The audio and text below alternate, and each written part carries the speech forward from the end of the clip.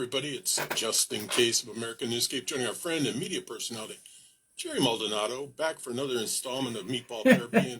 And let's remind everybody, this is the last episode of 2020. Yeah, I'm going to see you next year, Meatball. We're going to make things work, man. But yeah, show number 90th. And it's awesome. It's awesome. I'm grateful. I'm grateful to be here. Indeed. Well, I am too, Jerry. And, I have a semblance of pride about this show because I think it has a message. And I think that message is reoccurring and needs to be put out there. Yeah, two meatballs at a kitchen table is about what it is to me.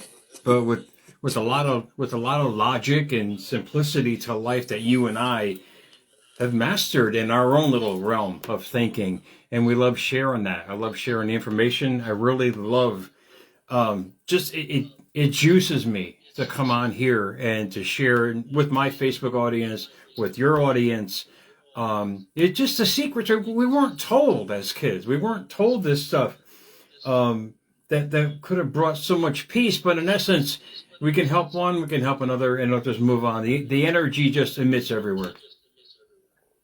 Well, in all transparency, it's simple because that's who we are. Yeah. It's not by design. It's there's no curtains here, man. This is unedited Meatball Therapy 101 coming at you from wherever. But it worked for us.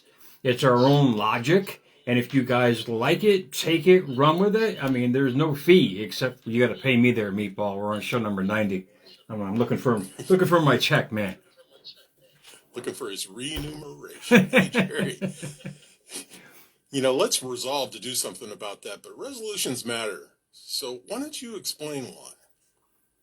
God, the old New Year's resolution. If you hyphen that word resolution, resolution, you're just redoing something that you've always wanted to do. And I have to admit, either I didn't listen to all these coaches back then trying to master this resolution thing, or if it's a marketing thing, I have no idea. But to me, nothing ever happened in my life on New Year's Eve that came to light until I realized that I was the source to bring it to light. In other words, you got all these coaches years ago. Oh, just write it down and take action all day long on whatever resolution you want to have in life. And it's going to manifest. And undoubtedly nothing. I manifested nothing. And to me, it was getting more. This is what I mean. This is what people have to understand. You have to keep going, because when you keep going, you keep growing. What I learned, that your resolutions, they're not a farce. Your dreams are not a farce. And whatever you're trying to have, be, and do is not a farce. It's how you're projecting it out every day. It's going to determine whether you're going to attain it or push it away. In other words, from the inside out. And this is stuff that either it was commercialized, and you can attest to this, with your professional background in sports and everything else. They kept telling you it was a mental game. I didn't realize that. It's all a mental game, that you have to become what you want inside for it to project to the outside. Well, you're exactly right. And life is a mental approach. You touch on my athletic background from time to time, but I was really not that talented, but I did have a mental fortitude about it, so I had that advantage. Oh yeah, it's all mental. Every aspect of creation. This is what's so profound. This is why you and I come on. This is why I love doing my show, America's Mentor. It's the fact of the matter is, what we've been taught from the outside in, and we've said this before on your show, my show. I've said it 1,000 times. Instead of from the inside out. That inside out is the creation point. It's our source. Yeah, it may sound passé to people, but to realize that we have all the power. Fine, you want to use New Year's as to start anew. That's fantastic. Or you can do it right now. Whatever you want to do.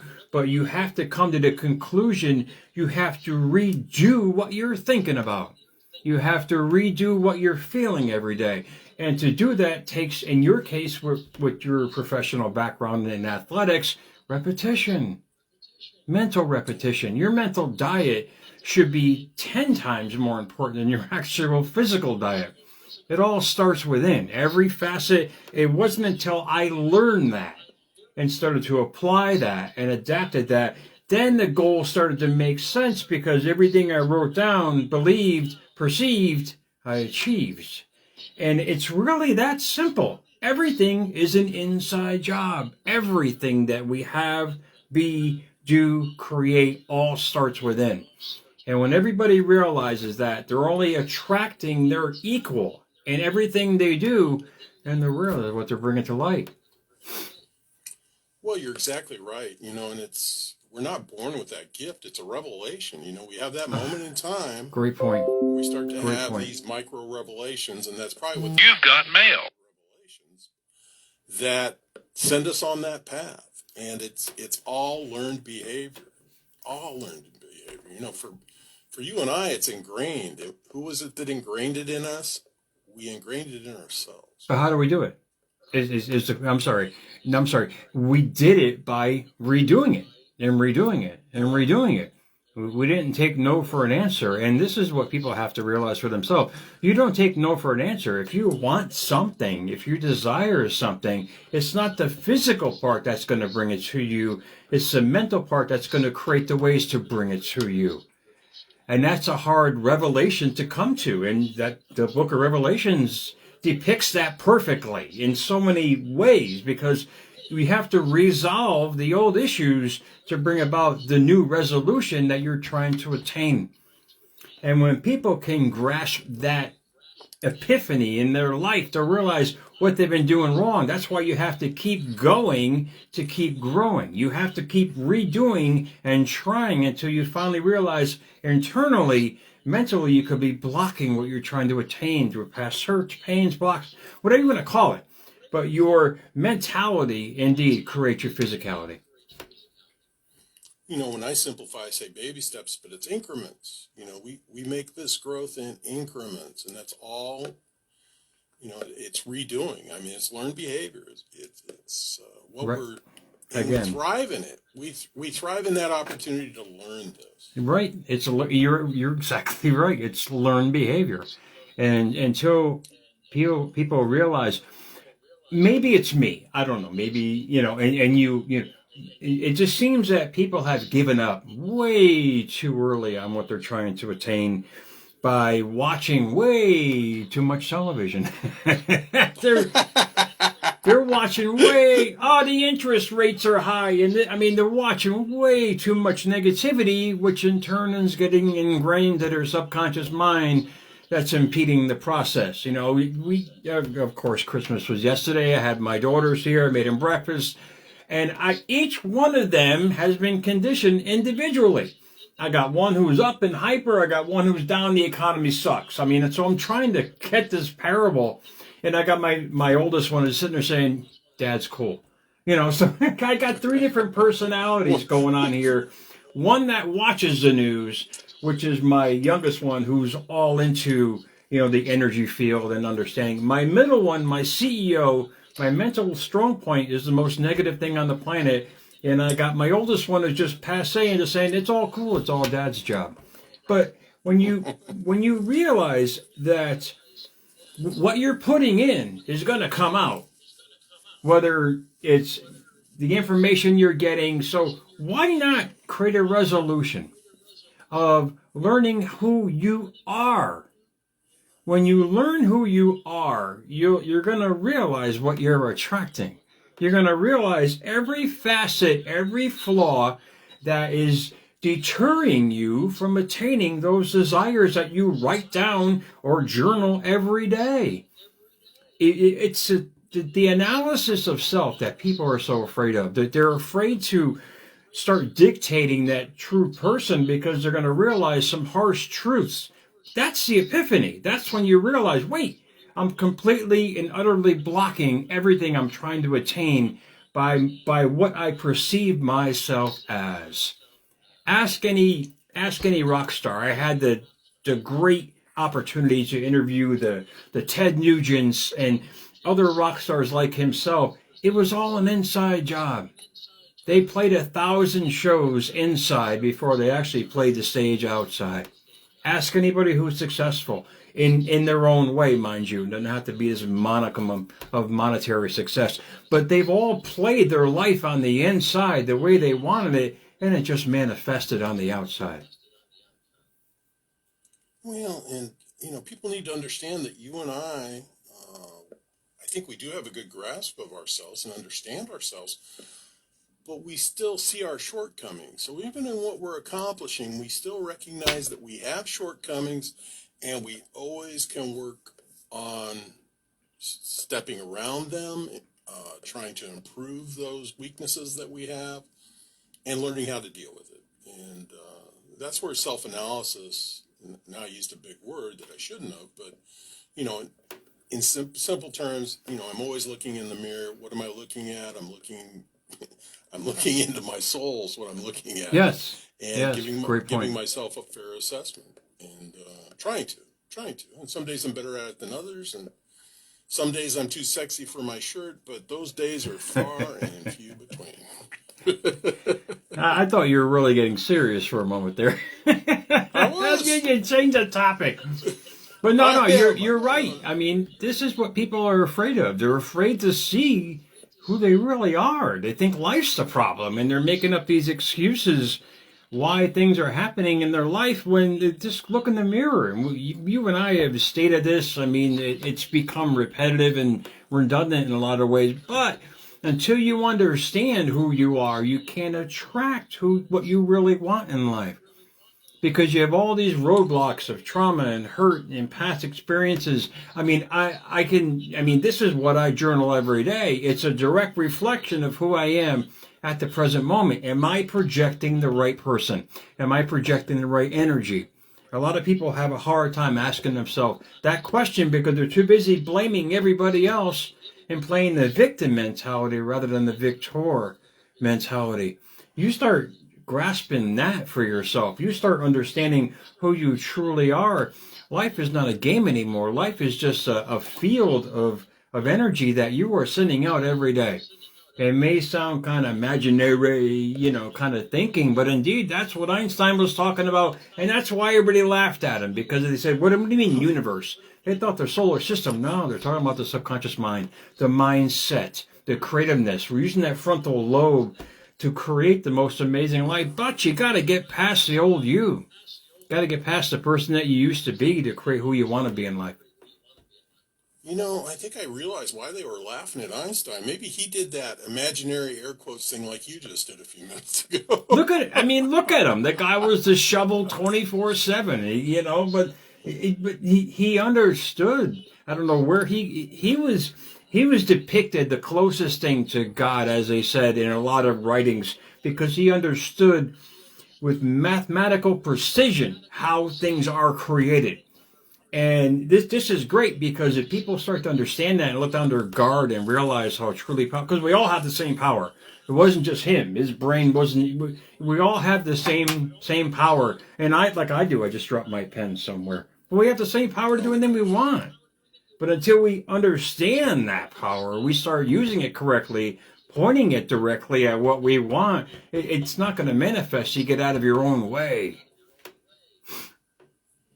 Well, wouldn't it be fun to go back and actually be able to interact and take a honest look at people like Michelangelo, Einstein, Abraham Lincoln, because they did all manifest that. People were drawn to them. If you think about Michelangelo, it's hard to believe that he was even of this planet, but he really wasn't respected for who he was until centuries after his death. Well, the good thing was he knew who he was. Yeah. That's all that really matters, honestly. You know who you are. You're not looking for any kind of validation. What those guys had was the greatest gift. They didn't have any distractions like you and I have or the world has. There was no distractions back then. They picked every book that they read what they wanted to read, not what they were told to read. They picked every amount of knowledge they want to absorb, not what the world told them, but what they wanted to tell themselves. And this is the few things that people have to realize for themselves. We've all been distracted away from who we really are to try to conform to a society that's telling us how to be. It's those, how should we say, black sheep. I've always been a black sheep in my family, man. And I loved it because I've always asked the question, why does it have to be this way? And, in an Italian family, when you ask a family member, you end up getting a backhand. So I got used to not asking questions and figuring it out for myself. When you start figuring it out for yourself, that's when you start finding the answers, and you can just learn how to duck like I learned back then, man. Yeah, exactly. Exactly. Same thing I learned. I learned how to duck. Seeing my mom, I naturally see her. Hey, Mom, how are you? What's going on? It's a natural reflex, man. Well, but you brought up a valid, very valuable point. Einstein and Michelangelo, they weren't told what to read, and neither are we. No. We're at the point in our life. We have that luxury. But we learned. We had to learn, though. You and I mean, a lot of us, I forgot who said it. I'm not sure if it was Picasso said it. I dream my painting, then I paint my dream. If people can get to that kind of mindset of everybody wants independence, but we're watching the friggin' news. Not me per se, but you're out there. Yeah, I want to be independent. I'm a diva or I'm whatever, but yet you're watching other people and you're imitating them. So all I'm saying is you have your own personality for a reason. We have our own uniqueness for a reason. My quest with America's Mentor and with your show, and just to say, look, we have our own fingerprint. Use it our own way and realize how truly powerful we are and that we have the creativeness, but we got to get past our own friggin' way. We got to get past the past thinking. So if you want to have some kind of resolution, which is great, it's a starting point, that's fine. Focus on who you are and what you're thinking about all day long. And you realize what you're attracting all day long. Yeah, that law of attraction, the longer I've known you, the more I recognize it. And through various stages of my life, I go back and reflect on them. But it's very powerful indeed. It's a great starting point. I didn't mean to interrupt. Go ahead. Well, no, it's and you would certainly phrase it better than I am. But if you're putting out all the negativity, that's exactly what's going to come back to you. Well, you've answered the question. When there's a law that governs the law of attraction, and that's basically the law of vibration. And this is exactly what your great point that you brought up. People think the law of attraction is like attracts like. It's a great starting point. But the law of vibration is the energy from your thoughts you're emitting every day. Look at you and I as people. All we want to admit all day long is good all day long. We understand that our thoughts create things, not from our thoughts, but the feelings about the thoughts that creates things. And this is what Einstein was talking about in his quotes. Everything is energy, and that's all there is. I'm not even sure if that was him, but him and Tesla basically thought the same. And I wasn't sure. I'm pretty sure Tesla said it, but Einstein understood it. They realize the power of the energy we emit because we're the power source on what we're creating in life. And people have to really, this is my passion. When you grasp what kind of energy you're sending out every day, you'll realize what you're attracting every day. I got a nose itch. Absolutely. Absolutely. They tried to teach us when we were little that we're made up of I'll say 1 billion electrons, and an electron is an electrically charged particle. That we have control over every single one of them, and the atoms, and the DNA. We can literally change our gene structure by our thought process. And people have to get past that that theory that, you have a bad gene. No, you got a mindset. You got a bad mindset, meatball. That's the problem. You get past that thinking process, which indeed it collaborates with every cell of our being. You look at anybody, their physicality of a person, you can see exactly what they're thinking about. You can see it in their eyes and in their figure and their stance and who they are as a person. That's just their thinking pushed out. You start attaching your dreams and your goals and your feelings about attaining those. You start pushing them out. I mean, life can only give you what you give it. That's your like attracts like, in the law of attraction sense. It's just your mirror effect on who you think you are. Right, right, right. Well, Jerry, I think we covered a lot of ground in this wrap up episode of 2024. Yes, that's what I've said. Wrap up.